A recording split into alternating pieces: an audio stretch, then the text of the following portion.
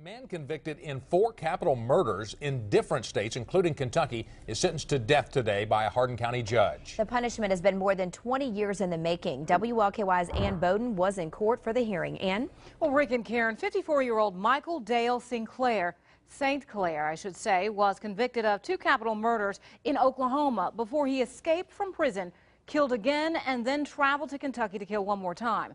Today, a Hardin County judge sentenced him to death for the murder here. Shackled in chains from his hands to his feet, Michael St. Clair is finally sentenced for a horrific crime.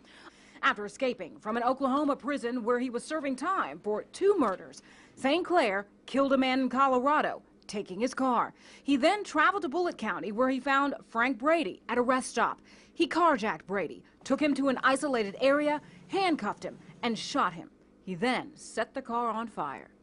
It's further ordered in a judge that for the offense of kidnapping, where the victim was not released alive, the defendant, Michael Dale St. Clair, shall be put to death. Now, on top of getting the death penalty, St. Clair was also sentenced to 35 years in prison for stolen property, criminal murder, and arson. His execution date is set for March 20th.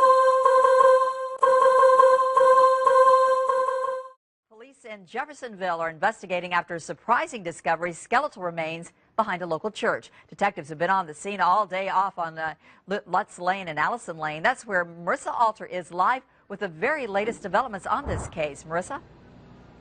Well, Vicki, we know that the remains are human, but there are still a lot of questions right now. Like, who is it that was found? How long had that body been in the woods here behind me? And how did he or she die? A forensic pathologist was called out here immediately to help detectives try and uncover some answers. The scene is a jarring one for neighbors. Yellow police tape behind a Jeffersonville house of worship. It's weird seeing something like it behind a church. It's kind of creepy. I'm a little worried now because I live right down there. Even stranger, though, is what police recovered in these woods: skeletal remains. It was a groundskeeper here at Faith Lutheran Church who first made the discovery. He was getting ready to cut the grass out back this morning. When he was doing that, he noticed something in the wooded area. He went to investigate. What he saw, what he believed to be human remains. Police arrived along with the coroner and a forensic anthropologist from the medical examiner's office.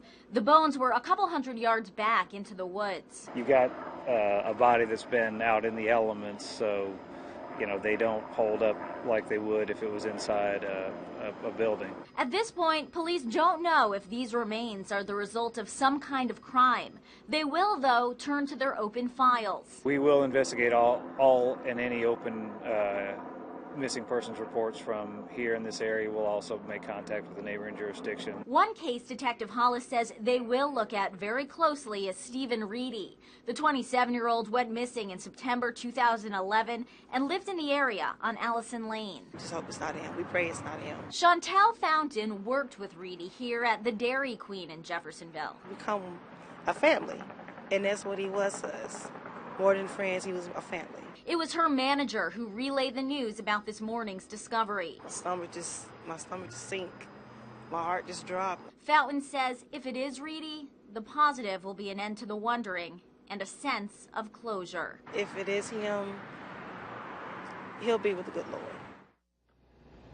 And police say it will be some time until the remains that were found are identified and we have more information about them. We will, of course, continue to keep you updated. Reporting live in Jeffersonville tonight, I'm Marissa Alter, WL.